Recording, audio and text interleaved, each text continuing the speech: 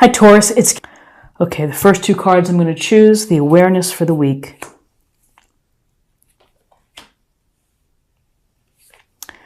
Okay, so we have the Seven of Swords. And with swords, we have Gemini, Libra, Aquarius.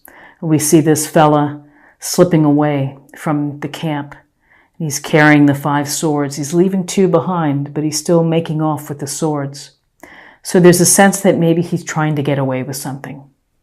And so you need to be really mindful of the people within your environment, which is what's their, is there a hidden agenda? Are they trying to pull the wool over your eyes? Are they trying to fool you, take advantage of you? Are they trying to tell you a story, some BS story? And so this, we may say he's shady. This is deception. It's someone who is not forthright. Some may say that he's resourceful, he's taking what he needs, he wants to go out on his own. But if you really look carefully at this illustration, he's slipping out this little quiet little high step, and he's looking behind him. And perhaps he knows what he's doing isn't right. So this is a gentle reminder to you to pay attention to what people say and to pay attention to what people do. Are their actions consistent? Or are you being sold a bill of goods? So awareness of the week, be careful, and maybe the message is not to be gullible. So then we have the Chariot. The Chariot's the major arcana. And the Chariot, we see the charioteer here, and he has the reins in his hands. He has full control of this chariot and of the sphinxes. And so this is a card about movement. It's a card of moving toward your goals, your tasks, the things that you want to accomplish. And there's a sense here of having the mastery to be able to drive this chariot. So you're able to handle the bumps and the bruises and the things that get in our way. You still have the skill set to be able to move forward. There's momentum, things are moving, and perhaps they're picking up pace. On a literal level, maybe this week you're going to be driving somewhere, taking a trip. And the chariot could be the literal, your wheels, your car. Or, if you're taking a train or something. So movement to your goals. This is a card of success, of being able to accomplish your goals and getting recognition for that. So now we're going to choose 2 cards for guidance.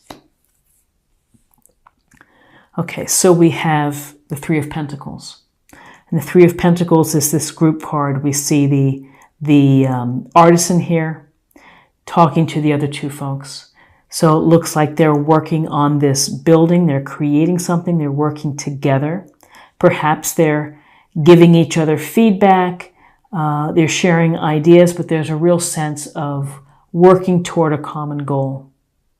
There's also a piece here which is you're doing your best work, and you have a lot of talents. You have a lot of skills.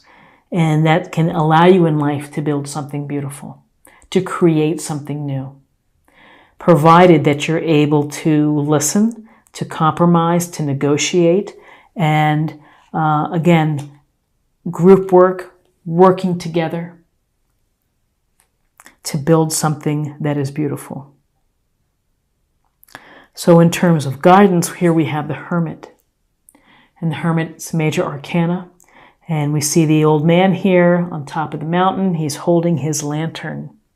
And that lantern he's going to use to turn it inward, to be the spiritual seeker within, seeking his own truth, and therefore for you, seeking your own truth.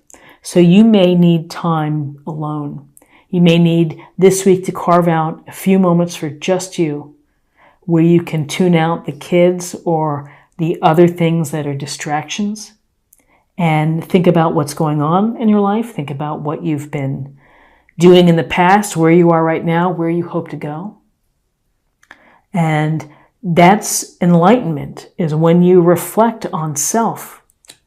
Then that can help, help your future decisions, because you are aware of what's going on within you. You are being mindful. You're paying attention to, the temperature within. So it's to seek your own truth. So now let's choose 2 cards for possible outcomes. So more pentacles, very interesting. We have the 6 of Pentacles. This is a card of giving and receiving. That when you're in a position to be able to give to someone, and whether that's time, whether that's money, or resources, or help, or simply a phone call to reach out, there's meaning behind that, and it's of being of service. So here's this idea that when you're in a position to be able to give, because things can change, and you may be at some other point in your life having to ask for help. So again, it's a matter of how you see this and how you see yourself within this card. Are you in a position to be able to help? You might this week have to call a friend, help them out in some way. By the same token, maybe you might need a hand or a favor. Ask, because you're more than likely people want to help out. So then as possible outcomes, we have an 10 of Pentacles, which is really about the family. And it's about the generations and the legacy and the comfort and the abundance of the family, of ensuring that they're secure, that they're stable, that there's a foundation that's going to last, from the old man to the couple, to the children, and to the pets. So whether this is a moment for you to touch base on your investments, or to make sure that you have your will and your estate together in a medical power of attorney, or you are simply talking with your family and thinking about sharing what you're going to be doing, what's coming down the pike for your kids, your grandkids, whatever it may be. There's also a sense here sometimes of caretaking, that we are taking care of our loved ones and perhaps our elderly parents or grandparents. So this is a focus on family, and particularly the resources and the comfort of the family. We work hard to put food on the table and shelter for our families. So this is about focusing on your family. So what's interesting is, again, the lack of cups within this reading, and the lack of wands. So let's get a little more information. Let's take a look at an oracle card for a practice area or meditation point for the week. Through prayer and meditation, I create a ripple effect of peace in the world.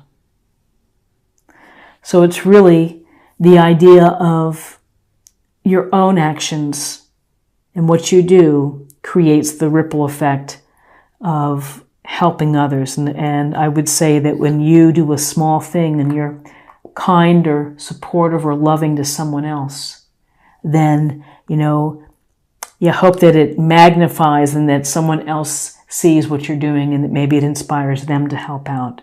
So every little bit helps to create beauty in the world and more peace. Let's get a sense of the spiritual self or emotional self. Self-love. Now's the time to love, nurture, and heal yourself. Self-love is not simply a state of mind about feeling good. It's a state of appreciation for yourself that grows and matures from actions you take to support your body, mind, and soul. So self-love. Self-love is, it's really a sense of, again, of a deeper awareness of self. We know when we are overdoing it, if we are socializing too much, if we're not eating healthy. We certainly know it at a cellular level. We may not deal it in a mental level, but if we can use this hermit to really touch base with how we're feeling, I think that we can access the self-love and, again, help that ripple effect.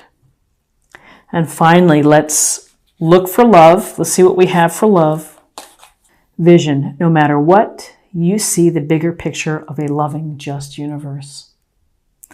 It's a beautiful thought, and particularly along with prayer and meditation, I create a ripple effect of peace in the world.